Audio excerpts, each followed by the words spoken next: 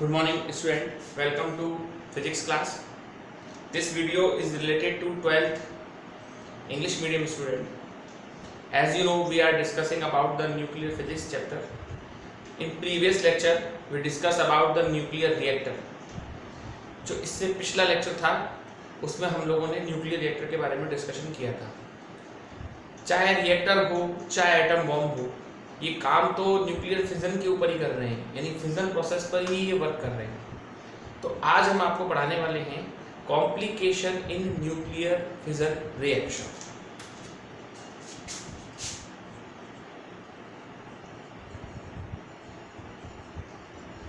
Complication इन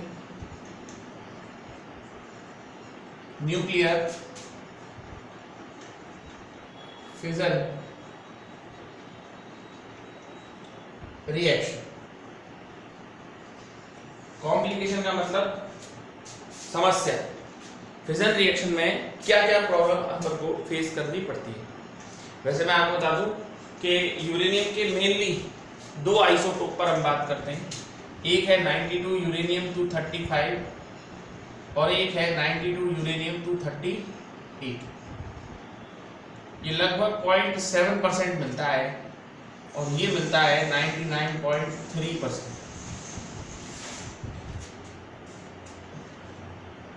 अर्थ पर uranium के दो आइसोटोप प्रेजेंट है। एक है 92 यूरेनियम 235 जो सिर्फ 0.07% है, एक है 92 यूरेनियम 238 जो 99.3% प्रेजेंट है।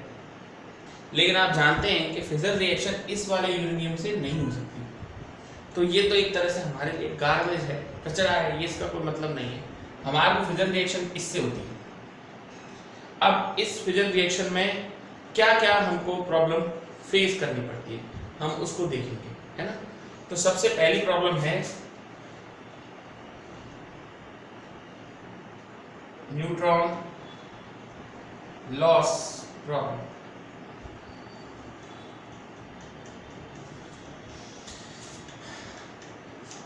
हर एक फिजन रिएक्शन के बाद किसी में 2 तो किसी में 3, है ना, न्यूट्रॉन निकलते हैं।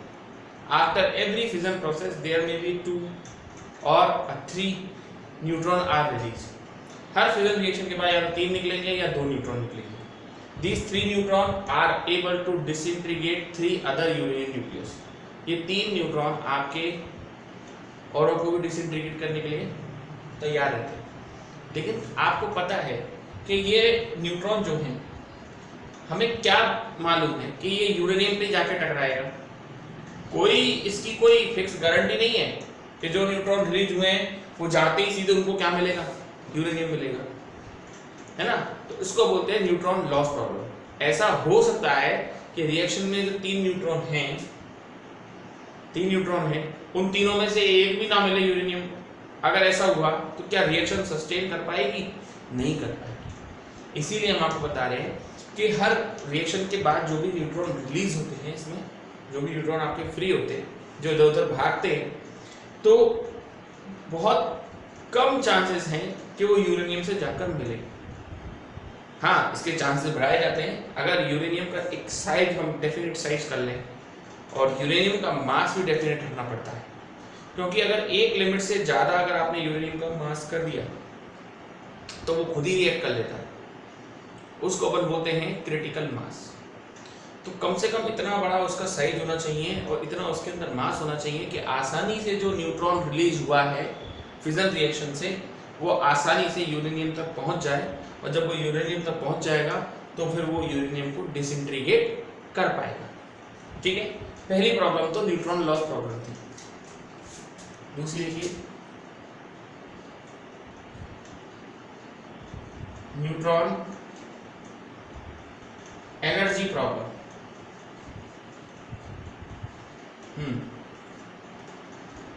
Neutron energy problem. देखिए, हर एक न्यूक्लियर फिजन प्रोसेस के दौरान एनर्जी रिलीज होती है।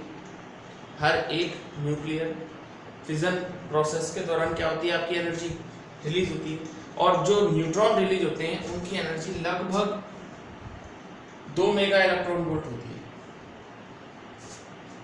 समझ रहे हैं? जो एनर्जी रिलीज होती है, जो न्यूट्रॉन जो निकलते हैं हर एक फिजन रिएक्शन के बाद, उनकी एनर्जी लगभग 2 मेगा इलेक्ट्रॉन वोल्ट है। नहीं चलेगा काम, क्योंकि फिजन रिएक्शन तो स्लो मूविंग न्यूट्रॉनों से ही पॉसिबल हो पाई है। फिजन रिएक्शन के लिए आपके न्यूट्रॉनों की एनर्जी तो इतनी होनी चाहिए 0.04 इलेक्ट्रॉन वोल्ट, और ये है 2 मेगा इलेक्ट्रॉन वोल्ट। गड़बड़ हो गई सर। जो न्यूट्रॉन फिजन रिएक्शन से रिलीज हो रहे हैं उनकी एवरेजेबल energy 2 mega electron volt 2 mega electron volt है, और फिजन रिएक्शन को सस्टेन करने के लिए, चालू रखने के लिए जो न्यूट्रॉन होने चाहिए उनकी एनर्जी लगभग 0.04 इलेक्ट्रॉन वोल्ट होनी चाहिए, बहुत कम है। तो हम चाहते तो हैं कि न्यूट्रॉन यूरेनियम से मिले और उसको डिसइंटीग्रेट करे, लेकिन एक प्रॉब्लम फेस हो रही है, और वो ये हो रही है कि इसकी जो इसकी जो एनर्जी है वो 0.04 इलेक्ट्रॉन वोल्ट तक चाहिए। तो हमें जब वो यूरेनियम से मिले उससे पहले हमको इसकी एनर्जी को क्या करना पड़ेगा, कम करना पड़ेगा।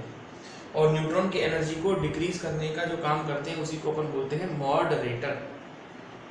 जिसकी हेल्प से हम ये सब काम करते हैं ना, जिससे हेल्प से हम यूरेनियम की एनर्जी को क्या करते हैं, डिक्रीज करते हैं, उसको अपन बोलते हैं मॉडरेटर। मॉडरेटर इसकी एनर्जी को क्या करता है, कम करता है। किसकी एनर्जी को, न्यूट्रॉन की एनर्जी। अब न्यूट्रॉन की एनर्जी को ये कम करता है, ये डिक्रीज करता है। तो रिएक्शन तो रखनी है अपन को चालू, लेकिन हमें उसकी एनर्जी को, न्यूट्रॉनों की एनर्जी को कम करना होगा। तो इसके लिए हम लोग यूज करते हैं मॉडरेटर। कल रिएक्टर में भी हमने आपको बताया था कि हम लोग मॉडरेटर यूज करते हैं, है ना। अब मॉडरेटर में 2 प्रॉपर्टी होनी चाहिए। सबसे पहली, ये न्यूट्रॉनों को एब्जॉर्ब ना करे। मॉडरेटर का काम सिर्फ इतना है कि वो न्यूट्रॉनों की एनर्जी को कम कर दे, ये नहीं कि न्यूट्रॉनों को एब्जॉर्ब कर ले। अगर वो न्यूट्रॉनों को एब्जॉर्ब कर लेगा तो रिएक्शन नहीं चल पाएगी, है ना। दूसरी प्रॉपर्टी, पहली प्रॉपर्टी समझ में आ गई आपको कि न्यूट्रॉनों को एब्जॉर्ब ना करे। दूसरी प्रॉपर्टी, मॉडरेटर का जो मास है, मॉडरेटर हम जो यूज में लाते हैं उसका जो मास है वो लगभग न्यूट्रॉनों के मास के आसपास, ज़्यादा नहीं होना चाहिए, क्योंकि इसमें तो कोलिजन वाला कॉन्सेप्ट लग गया। कोलिजन वाला कॉन्सेप्ट क्या होता है, अगर जैसे कोई, आपसे कहूँ कि जैसे कोई सेम मास के जो 2 पार्टिकल अगर कोलाइड करते हैं तो होता क्या है कि जो सबसे ज़्यादा लॉस होता है काइनेटिक एनर्जी। तो अगर जैसे, अगर मान लो, मैं सिंपल सी बात कह रहा हूँ, जैसे दीवार है, अगर हम दीवार पर बॉल मारते हैं तो बॉल लौट कर हमारे पास आती है। रीजन ये है कि दीवार बहुत ज़्यादा मास है और बॉल का मास बहुत कम है। लेकिन अगर ये एक बॉल हो और उस बॉल से बॉल को ही मारे आप, तो वो बॉल आपके पास लौट के नहीं आएगी, आगे बढ़ जाएगी, लेकिन उसकी एनर्जी क्या होती जाएगी, वो पहले से कम हो जाएगी। लेकिन जो बॉल दीवार पे मारी है और जो हमारे पास लौट कर आई है, उसकी एनर्जी में ज़्यादा फर्क नहीं होगा। तो वही मैं आपको बताना चाह रहा हूँ कि मॉडरेटर ऐसा लेना है जिसका मास लगभग न्यूट्रॉनों के मास के आसपास हो, क्योंकि अगर इतना मास आसपास, न्यूट्रॉनों के मास के आसपास होगा ना, तो होगा ये कि सबसे ज़्यादा लॉस होगा एनर्जी में। और हम चाहते भी यही हैं, क्योंकि हमें 2 मेगा इलेक्ट्रॉन वोल्ट से 0.04 इलेक्ट्रॉन वोल्ट तक लाना है। हमें तो ऐसी व्यवस्था बनानी है, एक ऐसा सेटअप तैयार करना है जिसमें हम उसकी एनर्जी को कम करते जाएं, तभी तो हमारी न्यूक्लियर फिजन रिएक्शन सस्टेन कर पाएगी। ये बात ढंग से समझ लीजिएगा कि न्यूक्लियर रिएक्शन यानी चेन रिएक्शन जो है वो तभी सस्टेन कर पाती है जब स्लो मूविंग न्यूट्रॉन हो। ठीक, अब तीसरा देखिए, neutron absorption problem. Neutron absorption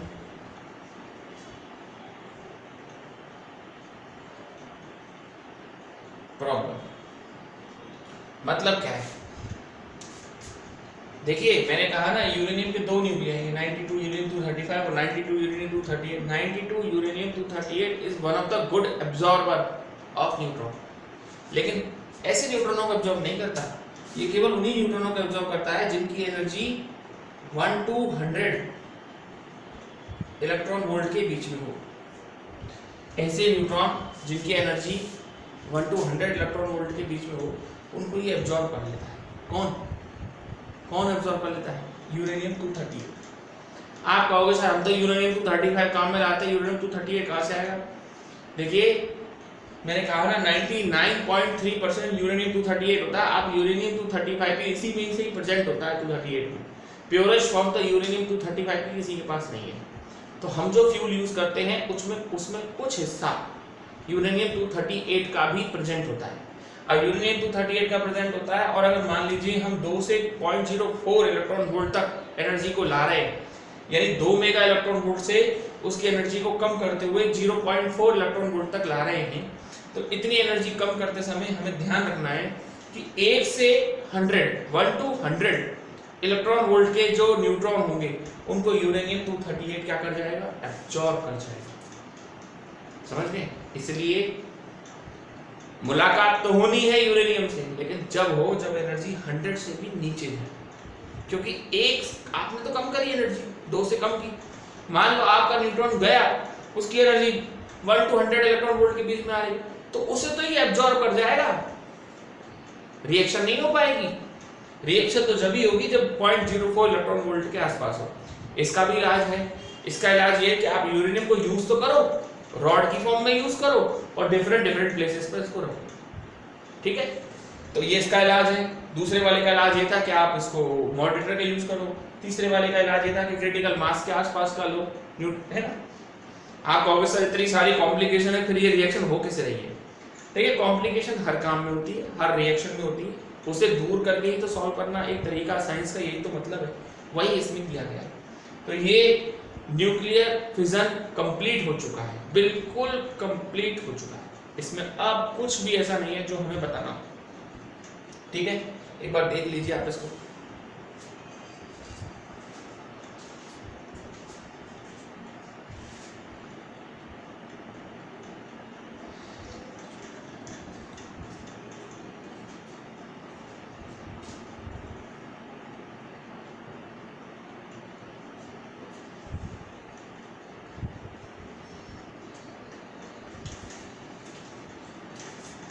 चलिए आगे चलते हैं।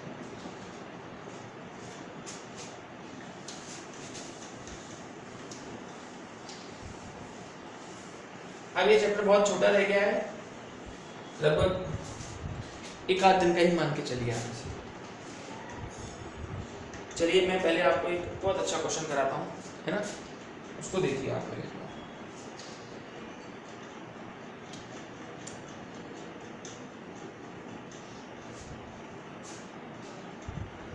देखो 5वां क्वेश्चन है आपकी बुक का, अच्छा क्वेश्चन है, मैं क्वेश्चन ले रहा हूं।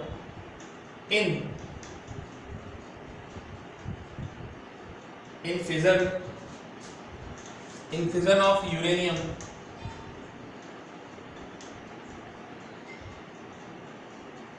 in fission of uranium 235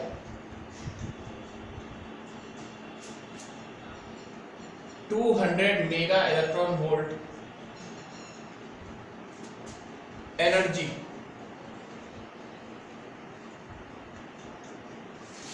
is obtained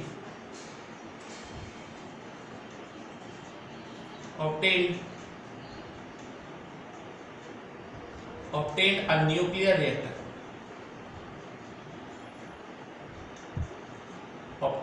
nuclear reactor of 100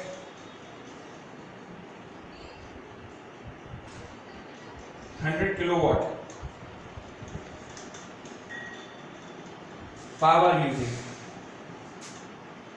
100 kilowatt power is using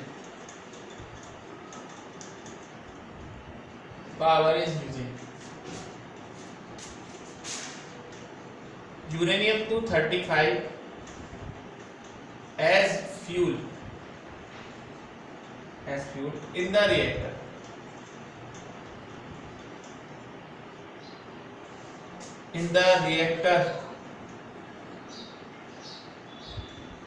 Then determine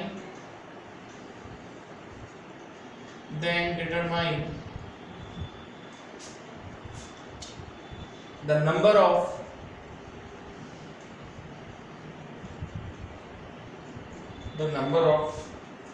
disintegration,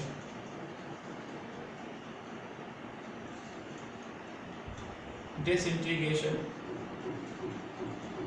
nuclei per second in the reactor.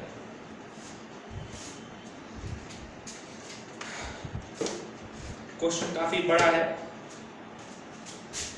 देखिए यूरेनियम से जो एनर्जी निकल रही है, एक से जो एनर्जी निकल रही है वो लगभग है 200 मेगा इलेक्ट्रॉन वोल्ट, ठीक। और जो रिएक्टर यूज किया गया उसकी पावर है 100 किलोवाट। आई थिंक बुक में मुझे 1000 होना चाहिए था ये। चलो देख लेंगे, मुझे मिसप्रिंट लग रहा है इसमें, मैं देख लूंगा, अभी आंसर नहीं बैठेगा तो देख लूंगा, है ना। तो आप जानते हैं P बराबर होता है W/T, होता है ना। पावर होता है वर्क अपॉन टाइम, वर्क होती है एनर्जी अपॉन टाइम। अब ये तो एक से निकलने वाली एनर्जी है 200 मेगा इलेक्ट्रॉन वोल्ट, है ना। और अगर मैं आपसे पूछूं N कितना होगा, नंबर N, तो टोटल एनर्जी जो होगी ना Q,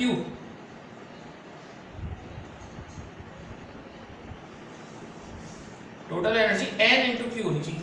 N वहां उसके क्या है, नंबर है, और N तो मैंने आप लोगों को निकालना बताया था, मास upon molecular mass into Avogadro number, यही था ना।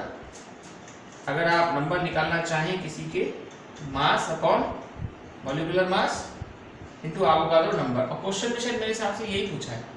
Then determine the number of disintegration, number पूछे n ही पूछे तो फिर तो कोई दिक्कत ही नहीं है, जरूरत ही नहीं है n पूछे तो n तो सीधे सीधे निकालेंगे हम लोग।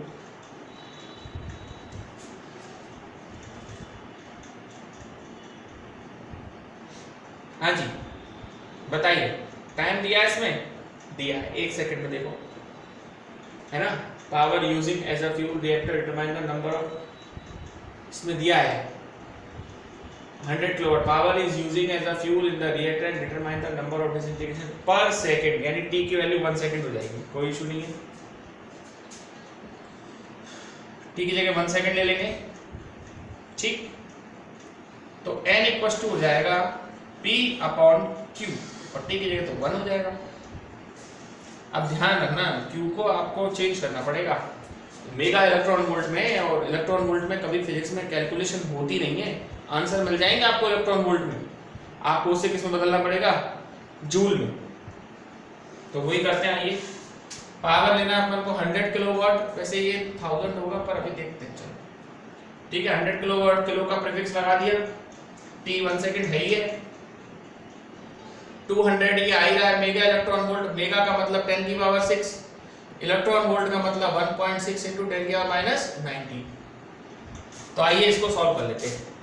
2 और 6 8 हो गया, -19 हो गया, कितना बचेगा, -11, ऊपर जाएगा प्लस हो जाएगा, तो 10 की पावर कितना आया, इसको तो 10 की पावर कितना आया 11 और 14 हो गया ये, और ये 100 है, और मल्टीप्लाई कर लो 3.2 कर लो, और सॉल्व कर लो इसको, 1 10 के बाद 16 कर दो, और 3.2 कर दो, पॉइंट हटा के ऊपर कर दो, 5 से कैंसिल कर दो, और ये 16 टाइम गया, 0.3 डिवाइड लगा रहा हूँ, 16 3 जा 48,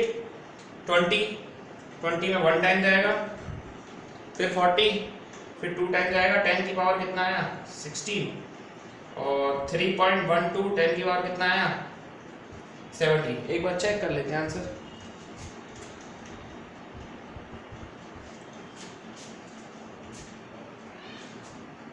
3.12 10 की पावर 16 आंसर है। कहीं कोई गलती तो नहीं कर रहा, देखिए एक बार, रुकिए एक मिनट, और क्या होगा, सही, एक पावर कम करनी पड़ेगी ना अपन को, नीचे लगाएंगे ऊपर जाएगा 3.15, बिल्कुल ठीक। हमारा आ रहा है 3.12 इंटू 10 की पावर 15। मैंने आपसे शुरू में कहा था कि हम थोड़ी सी मिसप्रिंट है इसमें, ये 1000 किलोवाट है, जैसे ही अपन 1000 किलोवाट कर लेंगे तो हमारा ये आंसर 17 हो जाएगा सब। ये बुक में ही मिसप्रिंट है, आप ये ना सोचे कि मैंने गलत किया है, ये बुक में ही गलत आया क्वेश्चन, ठीक है। तो ये क्वेश्चन इस तरह से हो गया, कोई दिक्कत? आई थिंक देख लीजिए आप इसको एक बार।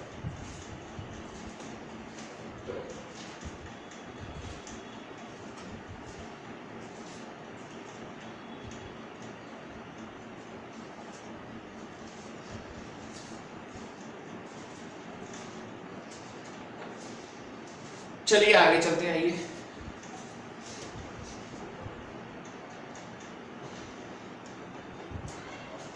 आपको हम थर्मोन्यूक्लियर फ्यूजन के बारे में थोड़ा सा डिस्कस करते हैं, आइए। न्यूमेरिकल जितने भी आपको कराए जाते हैं उन्हें आप वीडियो में से देखकर ही नोट किया कीजिए, ठीक है। हाँ जी, न्यूक्लियर फ्यूजन,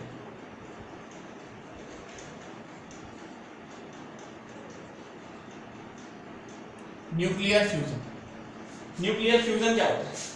फ्यूजन का मतलब होता है बच्चों जुड़ना, ऐड होना। और मैंने आपको बताया था those nuclei whose mass number less than 30,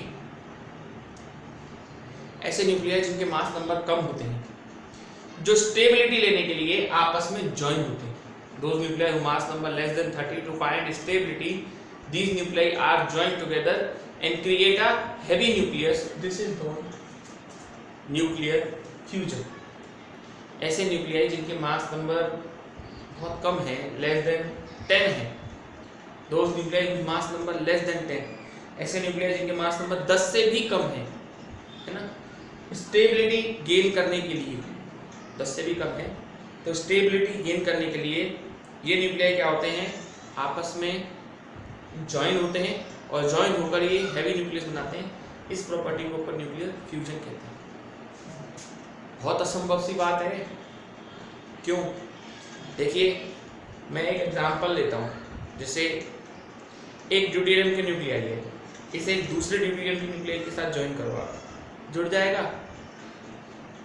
मतलब ही नहीं है, क्योंकि दोनों ही कैसे हैं, आपके पॉजिटिव चार्ज हैं। पॉजिटिव चार्ज कभी आपस में ज्वाइन होते ही नहीं। कूलाम ने यही बताया था कि पॉजिटिव पॉजिटिव क्या करते हैं, रिपेल करते हैं, और पॉजिटिव नेगेटिव क्या करते हैं, अट्रैक्ट करते हैं, है ना। तो यही बात आपको बताना है न्यूक्लियर फ्यूजन में। तो हुआ ये है कि ऐसे न्यूक्लियाई जिनके मास नंबर बहुत कम होते हैं, लेस देन 10 होते हैं, स्टेबिलिटी लेने के लिए ये आपस में ज्वाइन यानी कि जुड़ते हैं और जुड़कर हैवी न्यूक्लियस का कंस्ट्रक्शन करते हैं स्टेबिलिटी लेने के लिए। एक शब्द में ये कह सकते हैं कि ये न्यूक्लियाई जो है ना, ये न्यूक्लियाई जो है, इनको हम इतनी एनर्जी देते हैं कि इनके बीच में जो कूलाम का फोर्स लग रहा है ना, कौन सा वाला, रिपल्सिव फोर्स, वो खत्म हो जाए। उसको ओवरकम करने के लिए, उसको खत्म करने के लिए हम इसको एनर्जी देते हैं, और इतनी एनर्जी देते हैं कि वो उस फोर्स को खत्म कर दे। इसके ऊपर इसमें अब इनके बीच में एक स्ट्रॉन्ग फोर्स काम करे, जिसको क्या नाम दिया जाता है, न्यूक्लियर फोर्स। अब उनके बीच में केवल एक ही फोर्स काम करे, जिसका नाम होता है सिर्फ और सिर्फ न्यूक्लियर फोर्स, स्ट्रॉन्ग फोर्स जो काम करता है, उसका नाम न्यूक्लियर फोर्स। ये है फ्यूजन का केस, ठीक है। ये न्यूक्लियर फ्यूजन है ना। और आपको एक छोटा सा इसके लिए एक बात और ध्यान रखना, ऐसे नहीं हो जाता न्यूक्लियर फ्यूजन के बातों से हो गया न्यूक्लियर फ्यूजन। न्यूक्लियर फ्यूजन के लिए न्यूक्लियस को इतनी एनर्जी देनी पड़ती है, इतनी एनर्जी देनी पड़ती है कि वो जाके उससे ज्वाइन हो पाए। और ये एनर्जी छोटे मोटे, ये एनर्जी मिलती है टेम्परेचर से। तो टेम्परेचर लगभग 10⁹ केल्विन के आसपास होता है। अर्थ पर न्यूक्लियर फ्यूजन कराना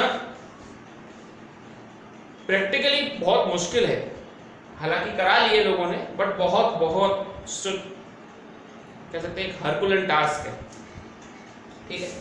हम आपको एक रिएक्शन करके बताते हैं न्यूक्लियर फ्यूजन से। जैसे दो ड्यूटेरियम के न्यूक्लियाई हैं, 1s2 और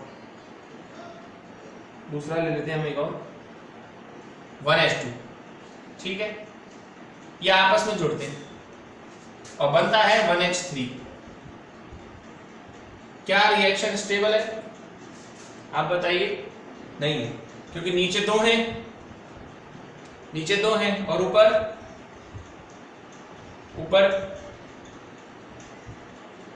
ऊपर क्या रहता है, ऊपर 4 होना चाहिए, नीचे 2 होना चाहिए, नीचे 0 है 1 है, ऊपर भी कमी है नीचे भी कमी है, क्या निकलेगा बताओ? 1H1 निकलेगा और क्या निकलेगा? एनर्जी। अब 1H3 की दोबारा रिएक्शन होगी 1H2 से, ठीक, और ये बन गया 2He4। 2He4 हीलियम न्यूक्लियस है, ये स्टेबल होगा। क्यों? ऐसे न्यूक्लियस जिनके मास नंबर 4 के मल्टीपल में होते हैं वो कैसे होते हैं? स्टेबल होते हैं। तो 2He4 आपका क्या हो गया? स्टेबल हो गया। अब इसमें किसी कमी पड़ गई, हाँ, रिएक्शन बैलेंस करने के लिए एक न्यूट्रॉन और रिलीज हुआ, फिर एनर्जी निकलेगी, ठीक है। तो बताइए कितने इसमें ड्यूटेरियम के न्यूक्लियर, ड्यूटेरियम के न्यूक्लियर लग गए 1 2 3। इसमें क्या करते हैं हम, इसी रिएक्शन फ्यूजन की रिएक्शन में राइट साइड वाले टर्म को राइट साइड पे और लेफ्ट साइड वाले टर्म को लेफ्ट साइड पे ऐड कर देते हैं। तो कितने काम आ रहे हैं न्यूट्रॉन? 1 2 3, 3 काम में आ रहे हैं, तो 3 1H2, ठीक है सर, प्लस एक 1H3 भी है, और इस साइड क्या है? 2He4। अब ये किसी से जुड़ नहीं सकता 2He4। आप कहोगे सर इसका मास नंबर लेस देन 10 है, ये तो जोड़ो सर, लेकिन मैंने आपको ये भी तो कहा था कि ऐसे न्यूक्लियस जिनके मास नंबर 4 के मल्टीपल में होंगे, जब मैंने आपको पर न्यूक्लियन बाइंडिंग एनर्जी और मास नंबर के बीच में ग्राफ समझाया था तो बताया था उसको मैंने आपको। और एक आ जाएगा 1H3, एक आ जाएगा 1H1, एक आ जाएगा 0N1, और ये एनर्जी लगभग 26 पॉइंट के आसपास होती है, अभी बुक में चेक कर लेंगे इसको। ये तो कैंसिल हो जाएगा सर, दोनों साइड है। तो ऐसा कह सकते हो कि 3 ड्यूटेरियम के न्यूक्लियाई मिलकर स्टेबल न्यूक्लियस बनाते हैं, वो भी किसका? एक हीलियम का, एक प्रोटॉन बना रहे हैं, एक न्यूट्रॉन बना रहे हैं, और लगभग 27 मेगा इलेक्ट्रॉन वोल्ट एनर्जी भी रिलीज हो रही है। एक बार मैं इस रिएक्शन को चेक कर लेता हूं कि कहीं कोई गलती तो नहीं है।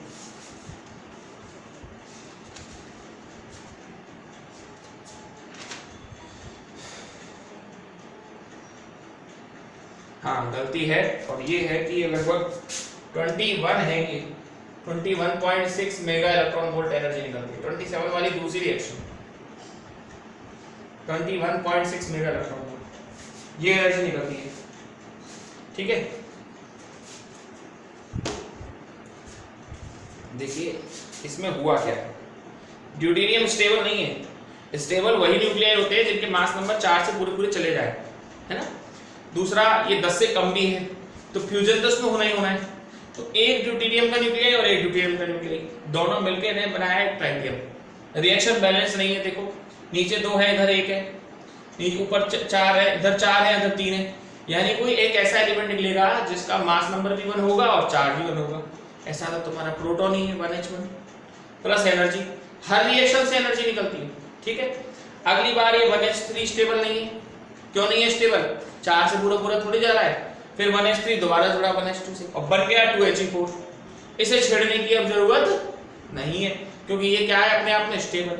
लेकिन रिएक्शन देखो, नीचे 2 है, इधर 2 है, बिल्कुल ठीक है, ऊपर 5 है, ऊपर 4 ही बैठ रहे हैं, यानी कि एक की कमी पड़ रही है, एक डिक्रीज हो रहा है, एक की कमी पड़ रही है, यानी एक इसमें क्या निकलेगा, ऐसा कोई पार्टिकल निकलेगा जिसका चार्ज तो 0 है लेकिन मास नंबर होगा कुछ ना कुछ, तो वो कौन होगा आपका? न्यूट्रॉन। तो न्यूट्रॉन निकल जाएगा, प्लस एनर्जी रिलीज होगी। और रिएक्शन में क्या करना है, लेफ्ट साइड पे जो टर्म है उन्हें लेफ्ट साइड पे ऐड कर देना है, राइट साइड पे जो टर्म है उन्हें राइट साइड पे ऐड कर देना है, और टोटल जितनी एनर्जी इसमें निकलेगी सारी एनर्जी को क्या कर देना है, कंबाइंड कर देना है। तो लगभग कितनी होगी, 21.6 मेगा इलेक्ट्रॉन वोल्ट, ठीक है। तो ये रिएक्शन हुई है, 3 ड्यूटेरियम के न्यूक्लियाई निकले, एक हीलियम बना, एक हाइड्रोजन बना, एक न्यूट्रॉन बना, और 21.6 mega electron volt energy release हो रही है। तो ये सिस्टम है, तो ये रिएक्शन आपकी है। तो देख लीजिए, ये हमने एक छोटा सा आपको बताया है न्यूक्लियर फ्यूजन का एक एग्जांपल। इसके बाद जो हमारा टॉपिक रहेगा वो रहेगा थर्मोन्यूक्लियर फ्यूजन। देखिए, सन से जो एनर्जी मिलती है, सूरज से जो हमको एनर्जी मिलती है, सूरज से एनर्जी मिलने का रीजन ये नहीं कि सूरज पर आग लगी हुई है, सन से एनर्जी मिलने का जो मेन रीजन बताया साइंटिस्टों ने, वो बताया है थर्मोन्यूक्लियर फ्यूजन। हम आपको उसको कल समझाएंगे कि थर्मोन्यूक्लियर फ्यूजन क्या होता है, कैसे काम करता है। ओके, आज के लिए बहुत है। आज के वीडियो में जो न्यूमेरिकल कराया है वो वीडियो में देखकर ही आप लोग क्या करें, नोट करें। That's all for today.